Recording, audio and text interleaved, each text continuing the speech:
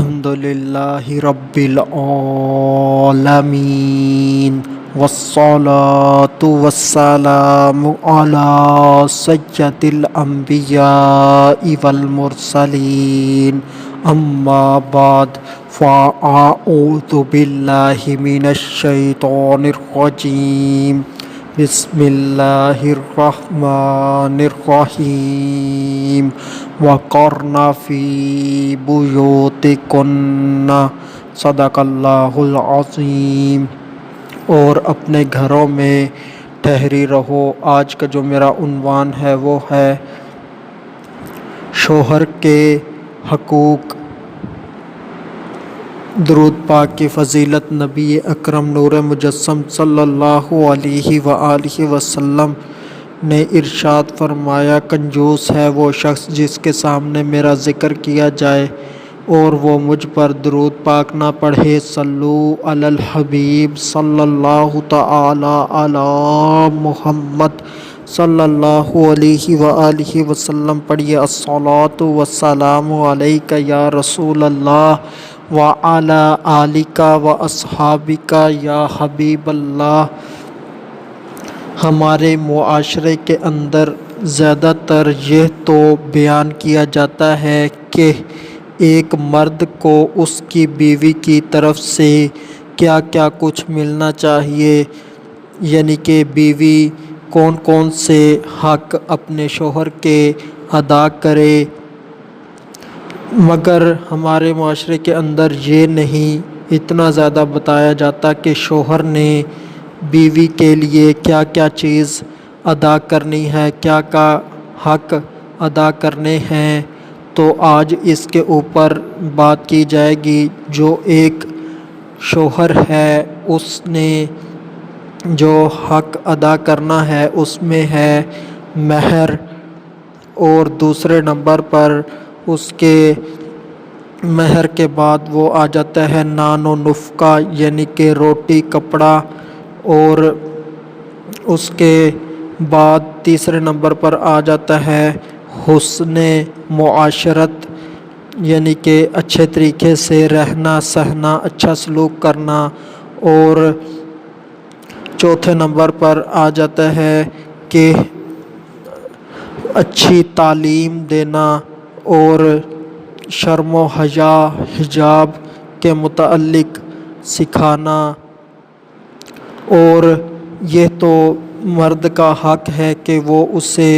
یعنی کہ بیوی کو دے، اور اگر بیوی کوئی اچھا کام کرے، وہ کام جائز ہو تو بیوی کی دل جوئی کی جائے اور مردان خدا کی سنت پر عمل کیا جائے۔ یہ بیوی کا حق تو نہیں ہے، مگر یہ اچھے مردوں کی علامت ہے کہ اگر انہیں بیوی کی تلخ کلامی سے، اس بیوی کی زبان سے کوئی تکلیف پہنچے تو وہ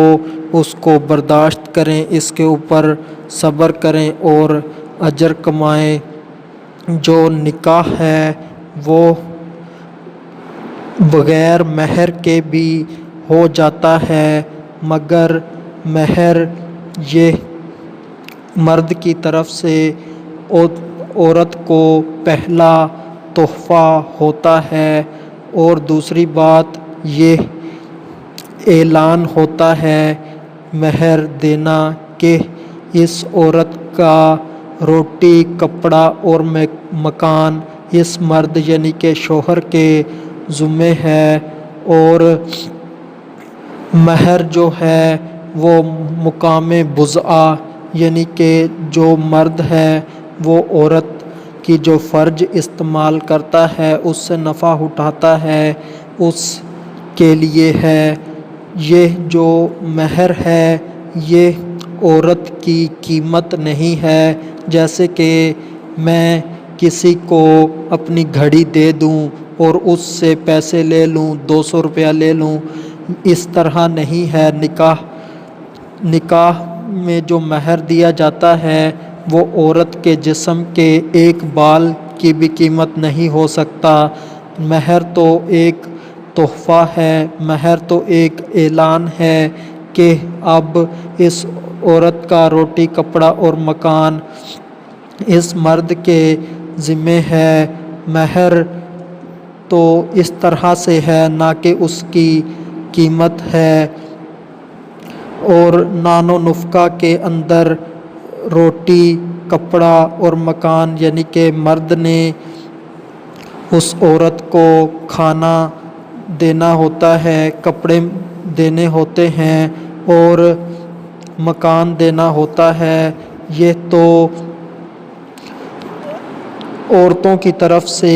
نرمی ہمارے معاشرے کے اندر پائی جاتی ہے، ورنہ شریعت تو یہ کہتی ہے کہ پکا پکایا کھانا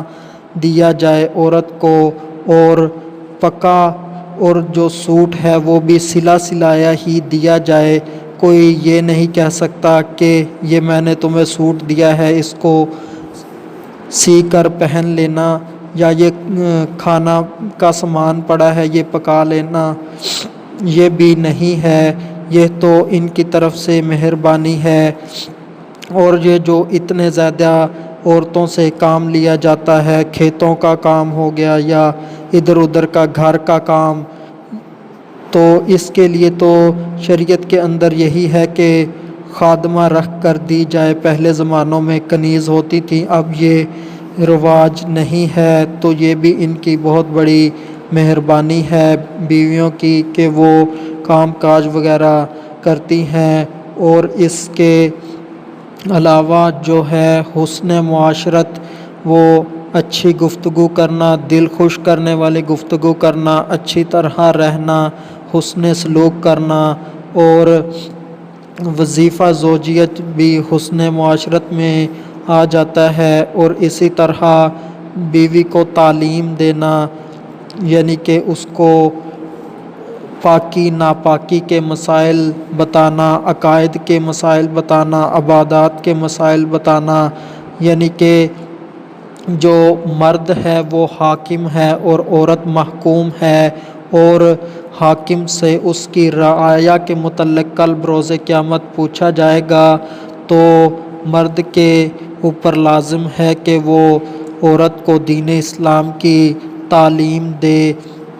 اس کو فرائض، واجبات، مستحب، سنت، مکروہ تحریمی، ناجائز، حرام، یہ سب باتوں کی تعلیم دے، اور اس کے علاوہ حجاب، شرم و حیا، اس کے متعلق بھی اسے سمجھائے بتائے، اور اگر نیکی کے کاموں کے اوپر عمل کرے تو اس کی دل جوئی کرے، اس کی تعریف کرے، اس کی اچھائی بیان کرے، اور اگر وہ نیکی کے کاموں کے اوپر عمل نہ کرے تو وہ حاکم ہے، اور شریعت کے دائرے کے اندر رہ کر وہ اس سے پوچھ گچھ کر سکتا ہے، سزا تک دے سکتا ہے، مگر شریعت کے دائرے کے اندر رہ کر کہ کن بنیادوں پر کون سی صورتحال ہو کہ وہ سزا دے سکتا ہے، تو اس طرح سے اس کو دیندار بنانا ہے،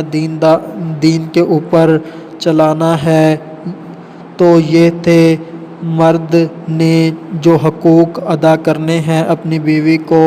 تو وہ آج بیان ہوئے۔ آخر میں اللہ تبارک و تعالی سے دعا ہے کہ اللہ تبارک و تعالی ہمیں اس کے اوپر عمل کرنے کی توفیق عطا فرمائے۔ وما علینا الا البلاغ المبین۔